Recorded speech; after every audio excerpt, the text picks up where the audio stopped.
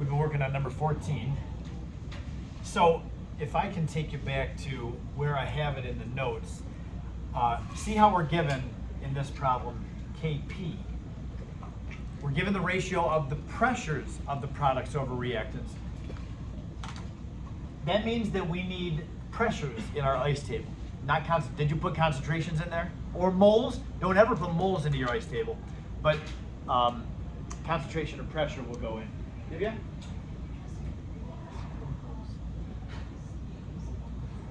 You put concentration in or convert the Kp to Kc? That would be fine. But the question asked, question was, what is the pressure of X2? Partial pressure. So you would have had to get the concentration of X2 and then go back to the pressure, which is possible. You could do using the ideal gas law. But for that one, I would recommend use the ideal gas law right off the bat. We make our ice table. The pressure of XY is 4.99. And by the way, I don't remember who I told this to, what classes and which ones I didn't. Maybe Mr. Hevel even mentioned it on Friday last week. When you find Kp, you must be in the unit atmospheres. Torr, kilopascals, you can't use those for Kp. It's got to be in atmospheres. Did you hear that before? Yeah. Yes. Okay. Okay, so I took this and I knew the moles of XY, the volume of XY, and the temperature of XY. So I know N, V, and T. So I can find P, the pressure, using the ideal gas law. Yep. That's why I said you need that value. Okay? So now, because we're given the Kp, yeah, that's why I said read it carefully. That's what I was talking about. Now we see it. So we don't have any products yet. I'll leave you alone here for a second because I know there's people that want to do it right. And here's what we're trying to find. So that's what the question is asking us to do.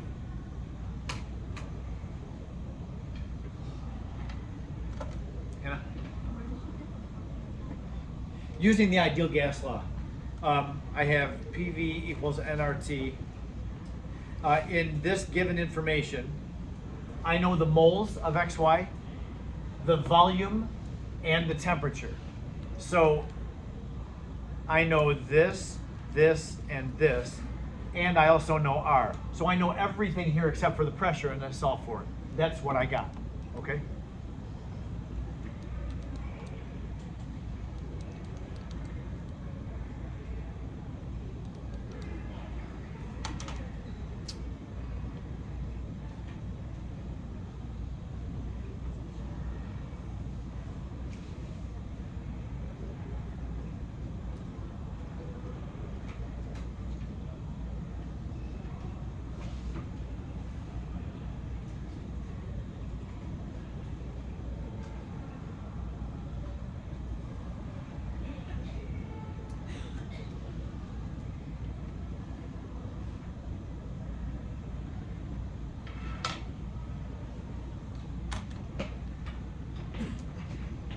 I'm going to go ahead and just fill the rest of the ice table out and start the math part quietly as you finish.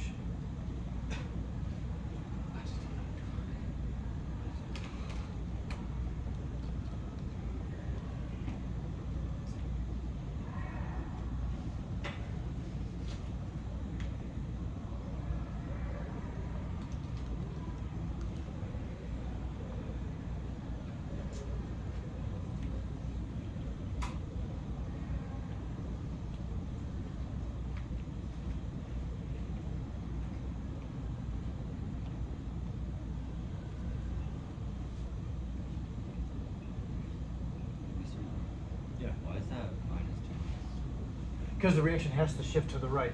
When we start with 0 of anything, the reaction has to make some of it. So it's got to go down on the left and up on the right.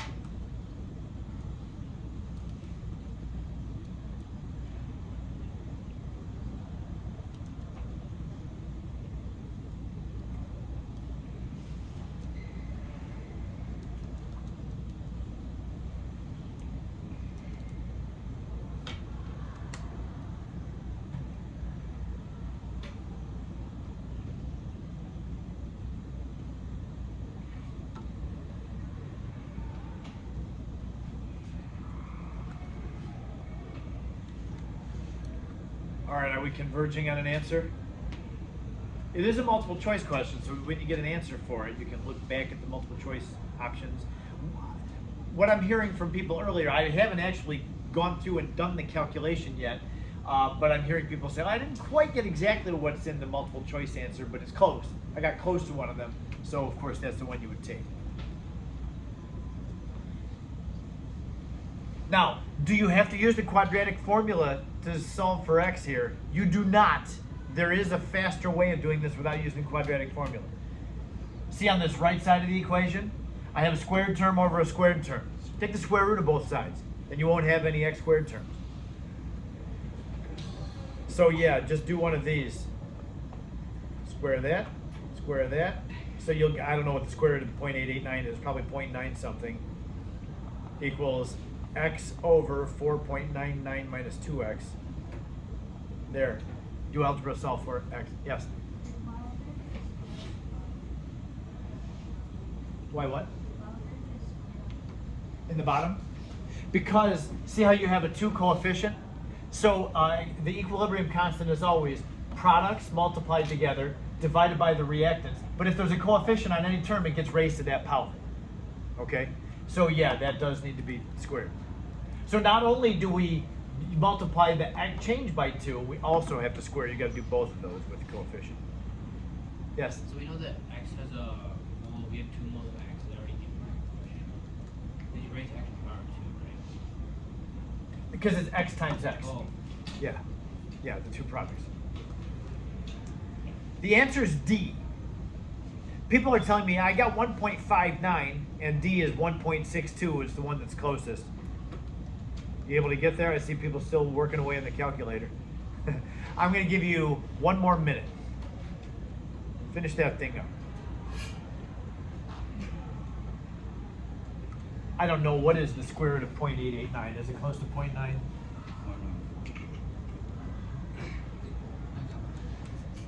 0.94, yeah. We'll do that.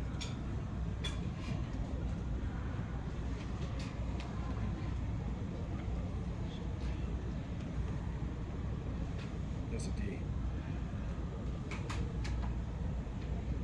Ayush? So the answer was 1.62, or something very close to that. People are telling me 1.59. Conrad? So when you did PV and NRT, you plug in for N, is it the moles of it because you know the... Yeah, this thing. Oops. Can't write on this document, but yeah, the 1.42 moles of the reactant was added. Okay. Yeah. Yep.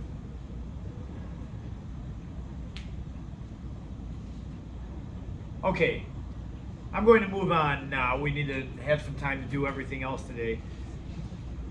So read problems carefully. Make sure that you understand what you're given.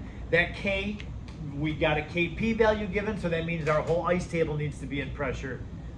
It's good. It's good to make mistakes. Make your mistakes now. Understand why they're wrong and try to not let yourself make the same mistakes again. That's what we know that we're really growing, is when you can make a mistake and appreciate, oh, I see what I did. I won't make that mistake again. So let's keep that momentum. Now I have one more ice table problem for you, and that's on the next slide.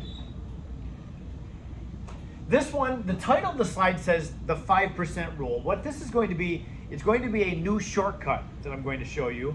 I actually have a comment about the shortcut down here, but I don't want you to look at it at first. I know it's there on your screen in your notes, but I'm just going to take it and I'm going to move it down so that we can snatch it up here in a few minutes. And I'd like to just walk through this one with you and tell you why a shortcut would be very helpful for us. This is not just a shortcut to make things more convenient. This is actually going to make the problem solvable using the shortcut. So let's take a look. Okay, so this is one that's out of the book. It says K, the equilibrium constant for this reaction, is 1.6 times 10 to the negative 5th power. This is a very small K value. We know what K is, right? K is a ratio of what? Products over reactants at equilibrium. When you have a small K value, what does that mean about the reaction? means there's not very much product made.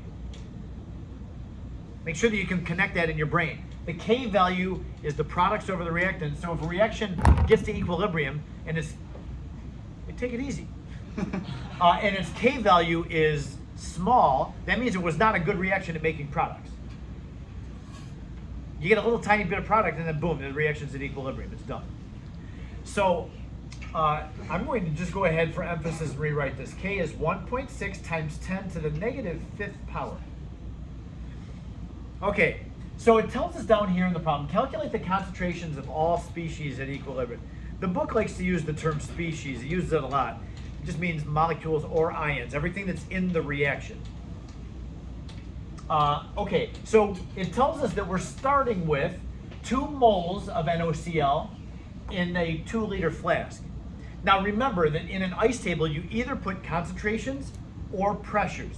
You don't ever put mole. Don't just write, when you see the amount of the reactant, don't just write 2 moles up there. Because remember, the K is the ratio of the concentration of the products over the reactant. So when we get our equilibrium values down here, they need to be a ratio of concentrations.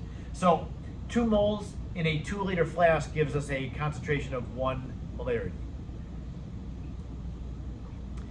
It doesn't tell us anything about the products, so it's natural to assume that they're 0 initially.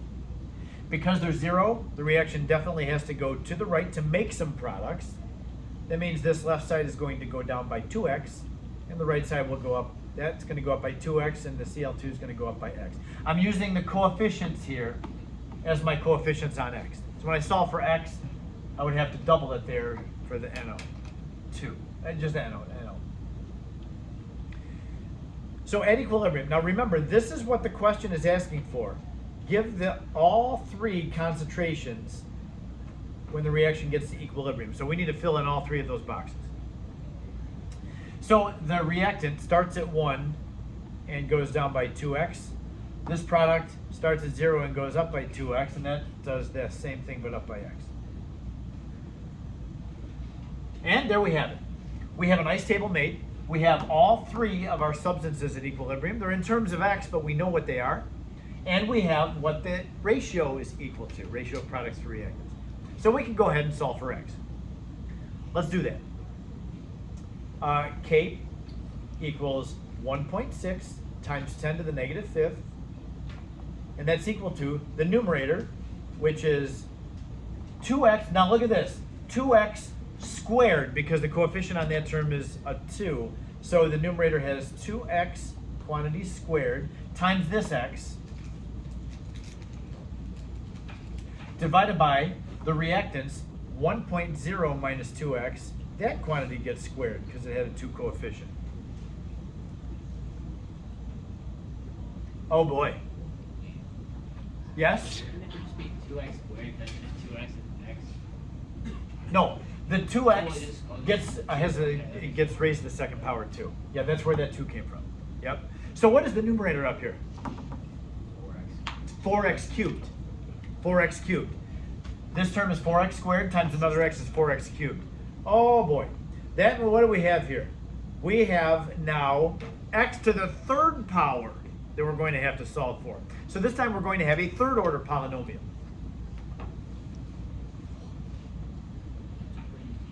Boy, this looks like it's going to get good. So yesterday we were solving for x using a quadratic formula because we had a 2nd order polynomial. Now that we've got a 3rd. Okay, do we have skills for solving a 3rd order? Well, we have a calculator, that's nice. If you have one of those nice, cool TI-84 calculators, you can just use that polynomial problem solver, go to 3rd order, put in all your coefficients, bam, you've got it. What if you don't have one of those though? You're stuck, yeah. Use your Algebra 2 knowledge. If you remember how to factor out 3rd order polynomials, the truth is I don't. Used to be able to, and you did at one time. I just don't remember. I wouldn't either. So this is why a shortcut is going to be very helpful. So you could go ahead and, do the FOIL method here, distribute over there, and put everything equal to 0 and solve using your TI-84 solver. Or we can take a shortcut. Here's the shortcut. This shortcut is what we call the 5% rule. And I'm going to go ahead now and bring up what I had put down below. If k is small, which it is, look at that k value. That's why I wanted to make a big deal about that. This is a reaction that is not good at making products. It's a small k value. That's important. It gives us a definition of small in this case. If k is small, meaning like 10 to the negative fifth or less, a lot of times it'll work for 10 to the negative fourth as well. So if you have a very small k, it means not much product is made. It also means this, that x term, what is x? X is telling us how much reactant got used up and then how much product got made. Is x big or small in this reaction? It's small. Because again, k is small, that means you don't get much product. The x value therefore must be very small. Okay, so that means this. If you take 1 molarity and subtract a very small number from it, what is it close to in here? Take 1 and subtract a really small number, what do you get? Something very close to 1. You get something very close to 1. That means this changes the problem entirely. If k is small, that means x is small, and that means the initial concentration minus a small number is very close to just that initial concentration. So down here when I have the problem set up, I can do this. I'm going to change colors here on my marker. And that 1 minus 2 times a very small number, neglect the change in x. Neglect the x term. Now I can't neglect these because they started at 0, and anything above 0 is going to be infinitely bigger than 0. So I need to leave these the way they are. But if I start with an initial concentration and it changes by a real tiny number, which we decided x is really small, then it really doesn't change the value of it to neglect the x. Therefore, now what does our problem look like? We have k equals 4x cubed over 1 squared. Now that's really easy to solve for. You can solve for x now. Take the k, multiply by 1, divide by 4, then take the cube root. And that'll give you the x value. Yes? How do you determine if x is less than 5% of the... Oh, we'll talk about that at the end here, determining. So let's just find x and then I'll go over that. So yeah, go ahead and grab your calculator and now solve for x. We're not going to solve for x from here using this whole polynomial business, but now we've kind of eliminated the polynomial part, and we just have 4x cubed over 1 equals that. Solve for x. k divided by 4, take cube root.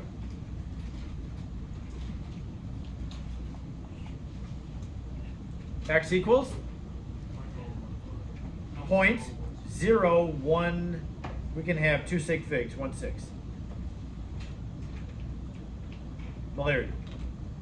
So now we've got our answer here. And I'll talk about that 5%. Why do we even call that the 5% rule? That's coming. But the answer up here is the ClO2 is just the x term, so it's 0.016 molarity. The NO is 2 times that, 0.032 molarity. And now the NaCl is 1 minus a very small number. 1.0 minus 0.022. You see how the 1 didn't change very much? In fact, the 1.0 goes to the 10th place. This number I'm subtracting from 1 starts in the 100th place. It's insignificant. It's insignificant. So I'm just going to say that one is 1.0 molarity. Now, you can only use this approximation. We approximated that denominator. We said, okay, it's 1 minus 2x. We'll just call it 1 because we know the x term is small. Here's what we do. It says as long, I'm looking at the second sentence down here, as long as x is less than 5% of the reactant's original concentration. So what we have to do to check and make sure that our approximation was valid, we take the x value that we get, divided by the original concentration. We can do this without a calculator. Look at this. 0.016 divided by 1 is 0.016 still, and then times 100, which makes it 1.6. As long as that percent is less than 5%, 5% or less, then it's a valid approximation. If it's more than 5%, we're stuck doing the math. I will tell you, I will never ask you to solve a third order polynomial. So if you find yourself trying to do that, re-look at what you have. because you're not doing it right somehow. Okay? Remember that. I will not ask you ever to do a third order. Quadratic formula, yes, you will have to do that. You probably have to do that on your quiz. But third order, no. I show you this now. This is a question from chapter 13. It's in the book, so they expected you to use the 5% rule approximation. And you know, the answer key, sometimes you'll do a problem and you'll be like, oh, I could have just used the 5% rule. Just know that that's there. And it only applies when your k is small. If you have a normal size k, like, or a big k, if it's bigger than 10 to the negative fourth, don't even try to use it. But yeah, for these small k values, this works. Now in chapter 14, almost every k, chapter 14 is another equilibrium reaction chapter. Almost every k value is a small number. So we'll be using the 5% rule over and over and over in chapter 14. You'll see that. But this is just introducing you to it. Okay, yes? So if you do the 5% rule and your x isn't smaller than 5%, Then you're stuck not being able to neglect it. You've got to do the whole math thing. so the only way you know 5% rule works is if you do the 5%. Yes. Okay. Yes, that's right. That's right. You try it and then see if x is less than 5% of the concentration. Yep. Okay, so those are our two ice table problems for today. We'll do more like this coming up. And again, the 5% rule is a handy, convenient shortcut. You can always just, you know, evaluate this thing and put it into your polynomial solver and get the answer if you want to. With a third order, you'll probably have 3 roots. Only one of them will be valid, though. So, you may or may not have 3 roots, depending on how that polynomial function graphs out. But you can always do it the long way. Okay, so now I know that you did a reading assignment about this, Le Chatelier's principle. I'm going to just summarize it quickly because most of you had an idea of what happened there in the reading. I do have a question for you, though. With a shaking your head yes or no, when you were doing the reading assignment, do you remember learning about Le Chatelier's principle in Chem 1? So I'm just going to look at all of you. Did you learn about that? Okay, yeah, all right. Jerry, yes or no? Did you learn about Le Chatelier's principle? Okay. Anurag, yes? No. Okay. All right. I started with a bunch of yeses. Now I have like a long streak of no's. So, okay. All right. Thank you for that. Just curious because I thought that all the Chem 1 teachers were talking about equilibrium last year in the second semester of Chem 1. I don't know what happened there because you can't really do much with equilibrium and not do Le Chatelier's principle. Okay. So they must not have gotten that far. All right, now I want you to think about Le Chatelier's principle like this. The picture that I have in my head of Le Chatelier's principle is the reaction. In order to even think about Le Chatelier, you have to have the reaction that already has happened and has come to equilibrium. We don't really think about Le Chatelier when we're at the beginning of a reaction because we know it has to make some products at the beginning. So it's a reaction that's already at equilibrium. And then we start talking about Le Chatelier. The picture that I have in my head is a sweet dog sleeping in like the little doggy bed or on the floor or whatever. The dog sleeping is like it represents equilibrium. If you go up to the dog and kick the dog while it sleeps, it's extremely rude, right? But that's what we do when we consider Le Chatelier's principle. Is we got the reaction, the desire. You hear me say this all the time. The desire of a reaction is to get itself to equilibrium. Have you heard me say that before? I think you have many times. So the reaction has finally gotten itself to equilibrium. It's like, oh, good. This is where I want to be. I'm good now. And then we come along and mess with it. Like that poor dog that's sleeping so nicely and peacefully. You don't kick a sleeping dog. Well, disturbing equilibrium is that same analogy. So 3 different ways we can mess with the reaction when it has gotten equilibrium. We can change concentrations of anything, either reactants or products. Change pressure, make the container bigger or smaller. That changes the pressure of the container inside of the container. Or change the temperature. And changing the temperature will change the K value. These first 2 changes don't mess with the K. There's only one thing that changes the equilibrium constant for a reaction, and that's the temperature. according to this relationship, which is awful with the two lines depending on the delta H value. But it is what it is. We have to learn that. But the book does give that nice, handy, treat heat as a reactant or a product. I like that. I use that a lot, even for my own. When I have to decide whether an exothermic reaction shifts to the right or left, I don't think of this. I just think, okay, exothermic, heat's a product, so what are you doing? You're adding heat or removing heat. You treat it like a product. And we'll talk about that as we get there. So our first way that we can disrupt a reaction at equilibrium is changing the concentration. If you have this reaction, A yields B, you got reactants and products. If it's sitting there at equilibrium, that means there's some of A and some of B, and they have gotten to the concentrations or pressures that make it a comfortable reaction, and it stops. It all really is about the Q value. Remember, Q is calculated by taking the product concentration divided by the reactants. If Q is equal to K, that means the reaction's not doing anything because it's at equilibrium. But if I add more of A, remember, Q is concentration of B over the concentration of A. So if I just throw more of A in, I have just decreased Q. Now Q is less than K, and the reaction's no longer at equilibrium. So it will shift to the right. It will use up some of that added A and make more of B, so that adding A causes the reaction to shift to the right and make more of B. That's what that says in the first bullet point. You can do the same thing with the product. Add more of B, and now you've just made the reaction product heavy. Q goes bigger than K. So the reaction is going to shift spontaneously back to the left to get itself back to equilibrium. Or if you remove anything, remove B, the reaction shifts to the right to make more. Remove A, the reaction shifts to the left to make more. So the reaction will always shift to get itself back to equilibrium. So changing concentration, that one people don't tend to have much trouble with. Changing the pressure, now this one, the first thing up there, and this is one of the questions that I gave you in the reading quiz. If you have the reaction sitting there at equilibrium, then you put some neon into it, or helium, or nitrogen, a non-reacting gas, what does the reaction do? Well, if I have A yields B, and it's in a container, and I pump some nitrogen, because nitrogen doesn't react with very much, argon, helium, pump some of that in, it doesn't affect the concentration of A, and it doesn't affect the concentration of B. And as long as the container doesn't expand, the container, the pressure gauge will say there's a higher pressure in there, but it does not affect the equilibrium. It doesn't do anything. It won't shift.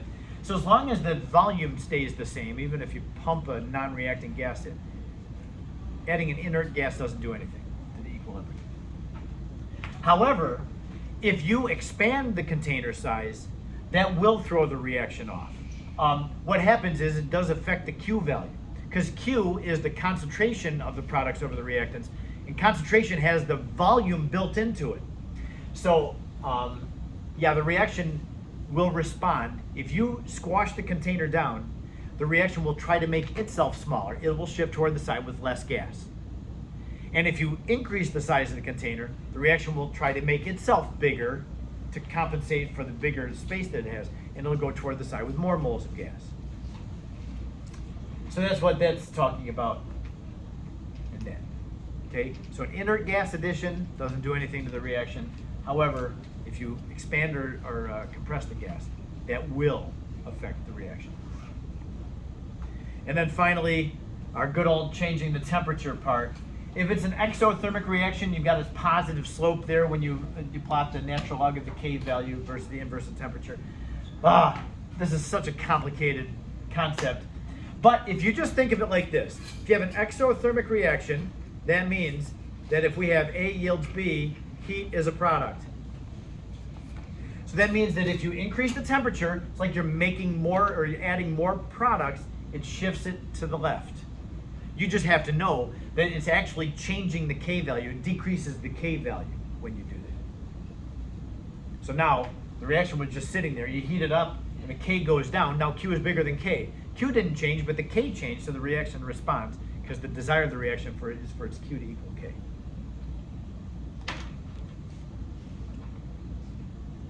That's what this thing is saying in yellow. Probably hard to read the yellow.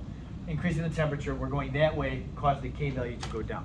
This is going to favor the reactants when you heat up. Now, if it's endothermic, heat will be a reactant. That's what it says down here. So if we have A yields B, and it's endothermic, heat's a reactant. So heat this reaction up. Remember, this thing is sitting at equilibrium already, so it's not taking in any heat right now, it's not giving off any heat, it's just sitting there. But if you have this reaction that has gotten equilibrium and you heat up the container, it's going to pick up that, oh, they're adding one of my reactants. It's going to shift. It's going to increase the K value, that's what that says. Increases the K and shifts it to the right. Okay, almost time to leave. We've got 5 or so minutes left in the hour. I'm going to ask you to take a look at 3 example questions in our example document, 5, 6, and 7. They're all the Chatelier principle questions. So number 5. Okay, so given this reaction, this is a gas phase reaction, 2 particles of gas on the left, 3 particles of gas on the right. Which one of these following 5 choices will shift the position of equilibrium to the right? Which of these 5 things will shift it to the right? There's only one correct answer. Notice that it's an endothermic reaction, positive delta H, endothermic. A, if you increase the total pressure by squashing the volume down. Squash the volume down, will that cause the reaction to shift right? No, it's going to cause it to shift left because we have 2 gas particles on the left and 3 on the right. So the reaction is going to make itself smaller and go left. Not A. A is not the correct answer because we're looking for something that's going to shift it right. B, if you add more NO. If you add more NO, is that going to cause the reaction to shift right? No, it's going to shift the other direction to use some of that added NO up. So not B. C, if you remove Br2, does that cause the reaction to shift right? Yes, that's our correct answer. So if you remove a product, the reaction will shift and make more because it just became reactant heavy. Removing something from the numerator, it decreased the Q value. Let's just look at the other 2. Lowering the temperature. So we have an endothermic reaction. Heat is over here as a reactant. If we remove heat, that's what lowering the temperature does, that's going to cause the reaction to shift to the left to try to make more of it. That does not shift it to the right. And then E, remove NOBr, that's going to shift it to the left as well. So A, B, D, and E all shift the reaction left. The question was, which of the things shifted to the right? It was C. Okay? Number 6. So for this reaction, 3 particles of gas on the left and 2 on the right this time. Delta H is very negative, it's exothermic. Which of these would cause the equilibrium constant value to increase? Oh, now we're talking about changing the K value. There's only one thing that changes K, changing the temperature. So it's either A or it's E, because B, C, and D don't have anything to do with temperature. See that? So which one is it? If we decrease the temperature, notice this is an exothermic reaction, heat is a product. So if we decrease the temperature, we're removing one of the products that caused the reaction to shift to the right. We remove the product, that means that we're increasing the K value. So again, we can look at it on here. It's complicated. The exothermic graph is the positive slope. So if we are decreasing the temperature, we're going to the right on this graph, and that's causing, because remember, the x-axis is the inverse of temperature, so when the temperature goes lower, we're going farther right. Its inverse increases.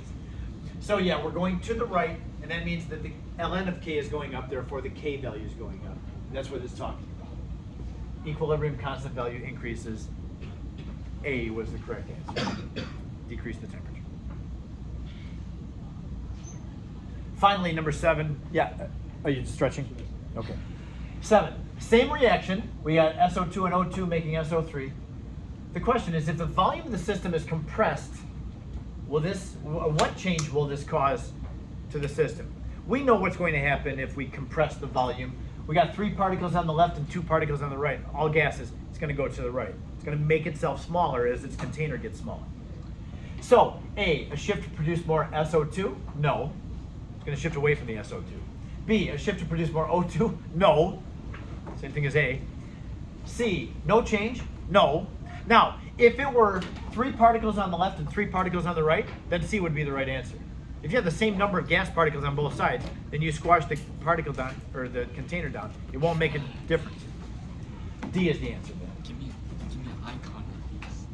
So tomorrow, we'll do a little bit more with ice tables, and then we'll talk about the lab coming up on Thursday, and we'll be done with 13. It's a lot easier. Yeah, it's not bad. Oh, there's a Yeah, lab you'll be on- able to get the lab done Wait, during lab class. on Thursday?